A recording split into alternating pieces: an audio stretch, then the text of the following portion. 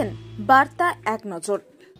আজ থেকে প্রায় ৩ বছর আগে শুরু হয়েছিল আমাদের এই কক্ষপথে চলা। আরও অনেক সহনভোচর ছিলেন সেদিন, যারা পরবর্তীতে নিজেদের পছন্দ মতো গোলার্ধ খুঁজে নিয়েছেন।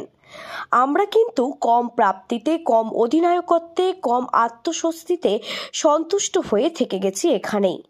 এই আদর্শে কক্ষপথ শুরু হয়েছিল, যেখানে কাব্য বা সাহিত্যের পুজো হবে, ব্যক্তি পুজো হবে না।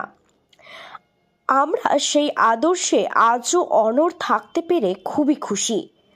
আমাদের কর্ণধার উজ্জ্বল চৌধুরী আজ অবধি কোনো ছোট বড় সিদ্ধান্ত একলা নেননি বা নেওয়াতে বিশ্বাস করেন না। আর ঠিক এই একই নীতি বা মূল্যবোধ নিয়ে তার সাথে কাঁধে কাঁধ মিলিয়ে দাঁড়িয়ে আছেন সংগঠনের সভাপতি মৈত্রী ভট্টাচার্য, সম্পাদক সুপর্ণা চক্রবর্তী, সহ সভাপতি পঙ্কজ দত্ত এবং সহ সম্পাদক বিমান বিশ্বাস। আমাদের সংগঠনের মূল কাজ বা লক্ষ্য নেট নাগরিকদের মধ্যে কাব্য তথা সাহিত্যের প্রতি অনুরাগকে ক্রমশ সংক্রমিত করা।